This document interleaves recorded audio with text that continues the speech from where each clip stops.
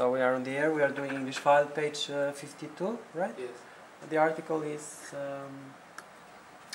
how to get alive. How humans behave when the worst thing happens to them. Okay, we always think it will never happen to me, but disasters can strike at any time, anywhere, from hotel fires to train crashes to terrorist attacks. How could you cope if the unthinkable happened?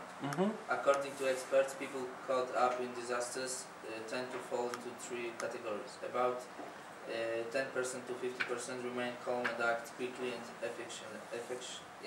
efficiently. Another 15% completely panic, crying and screaming and obstructing the evacuation. But the vast majority, 70% of people, do very little. Very good. They are stunned and confused, says British psychologist John Lodge. Okay. Without P, psychologist only. And Jarek now. Why is this? Research suggests that under great stress our minds take much longer to process information. To process. So in a crisis many people freeze just at the moment when they need to act quickly.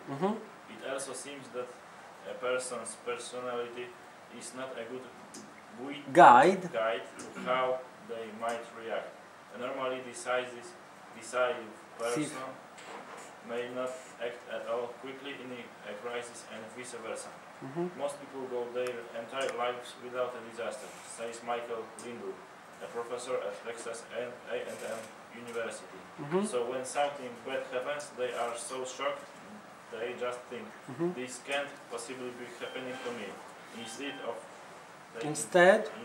taking action. Very good.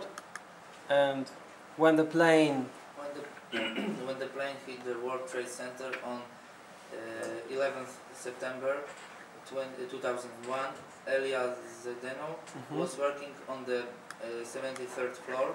She heard an explosion and felt the building actually move, as if it might fall over. Zdeno first shouted out, "What's happening?" You might expect that her next instinct was to run, but she had the opposite reaction. What I really wanted was for someone to scream back, "Everything is okay, don't worry." Luckily, at least one of Zdeno's colleagues responded differently. He screamed, "Get out of the building," she remembers now. Years later, she still thinks about the command. My question is, what would I have done if that person had said nothing? Excellent. Jarek? Even the Zdeno still did not immediately run.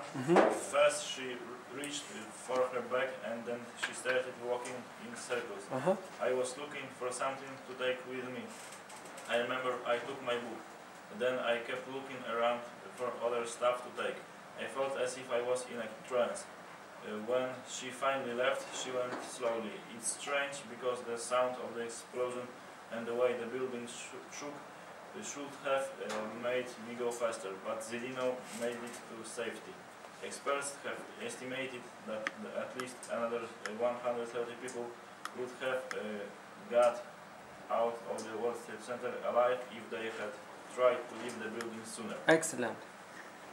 On March 27th in 1977 at Pan Am 747, which was waiting to take off from Tenerife Airport, collided with a Dutch KLM 747 that was landing in the fog. It was the worst air crash in history. Everyone on the KLM plane was killed, but 62 passengers on the Pan Am plane survived. Many more would have survived if they had got off the plane immediately. One of the survivors was 65-year-old Paul Heck.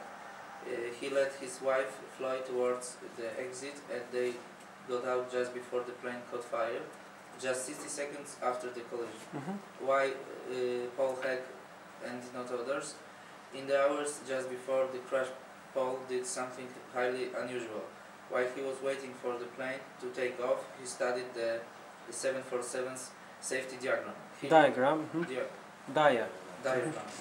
looked for the nearest exit and he pointed it out of his wife. He had been in a theater fire as a boy, and ever since then he always checked for the exits when he was in an unfamiliar environment.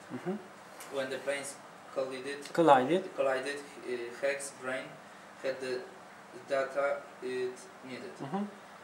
He could work on autopilot, whereas other passengers froze, their minds paralyzed by a storm of new information. Why don't more people read safety information on airplanes and fire escape information in hotels?